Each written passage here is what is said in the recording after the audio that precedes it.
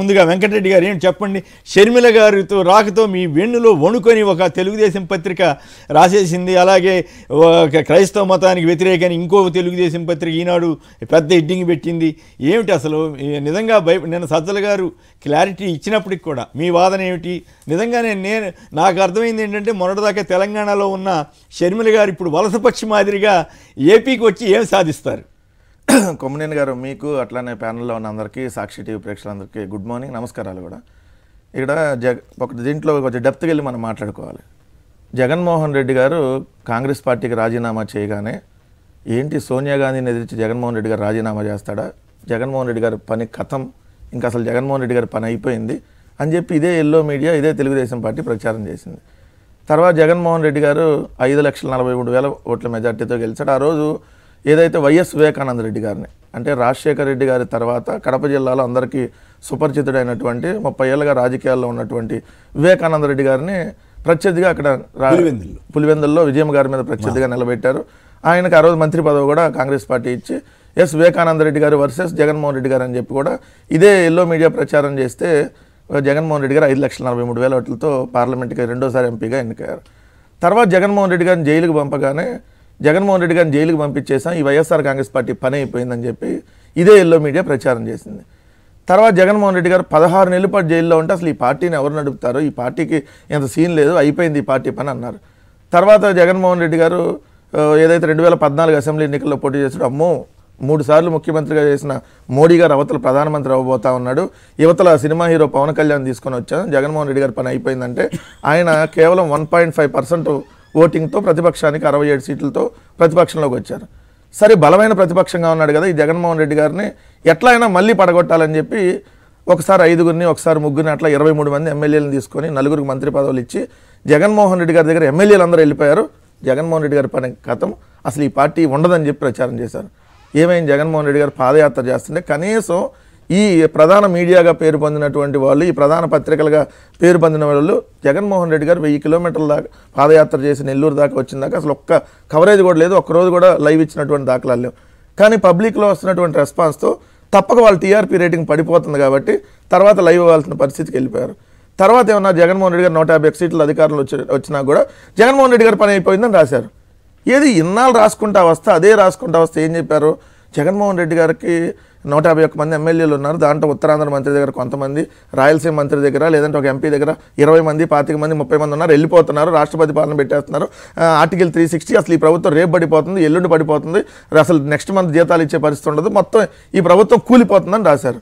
ఎక్కడ కూలిపోయింది, ఆల్రెడీ 3 నెలల్లో ఎన్నికలు రాబోతామని మళ్ళీ మేము గెలవబోతా ఉంటే ఇలాంటి కథనాలు రాసినాక తెలంగాణలో షర్మిల గారు పార్టీ పెట్టంగానే తెలంగాణలో షర్మిల గారు పార్టీ పెట్టారు, జగన్మోహన్ రెడ్డి గారి పని అయిపోయిందన్నారు.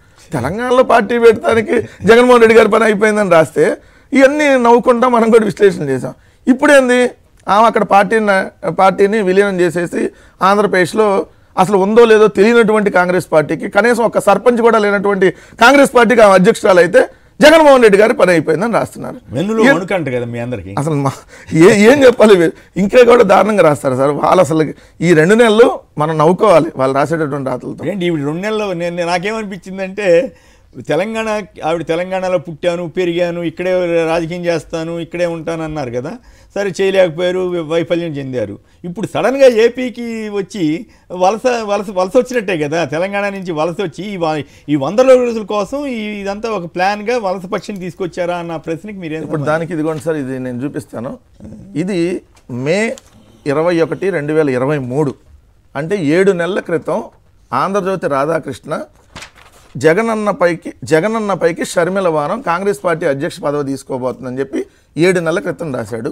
2 సంవత్సరాల క్రితం ఇదే ఆంధ్రజ్యోతి రాధాకృష్ణకి రఘురామకృష్ణరాజు ఇచ్చినటువంటి ఇంటర్వ్యూలో రఘురామకృష్ణరాజు చెప్పింది స్పష్టంగా, ఆమె తెలంగాణలో వరకు పార్టీ పెట్టింది, ఈ బాణం అటెళ్తుంది, ఇది ఆంధ్రాకి వెళ్ళేటటువంటిదే, ఊరికి తెలంగాణలో పార్టీ పెట్టిందని చెప్పారు.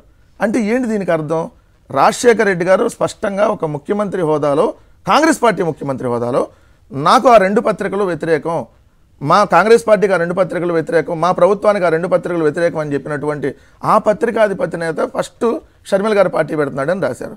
తర్వాత అదే పత్రికాధిపతి దగ్గరికి వెళ్ళి అదే రాధాకృష్ణకి షర్మిల గారు వెళ్ళి ఇంటర్వ్యూ ఇస్తే రాజశేఖర రెడ్డి గారి అభిమానులు, రాజశేఖర రెడ్డి గారిని అభిమానించేటువంటి ఎవరన్నా కూడా ఎందుకు ఆవిడ వైఎస్ మన రాధాకృష్ణ గారి పొలిటికల్ ట్రాప్ అంటే చంద్రబాబు గారి పొలిటికల్ ట్రాపే కదా రాధాకృష్ణ గారు, ఎందుకు ఆవిడ పొలిటికల్ ట్రాప్ లోకి ఆయన భర్తతో సహా ఇక్కడ ఒకటి ఏంటంటే జగన్మోహన్ రెడ్డి గారిని టార్గెట్ చేయాలంటే 1, 2, 3, 4, 5 అలాంటి శక్తులు పనిచేయు.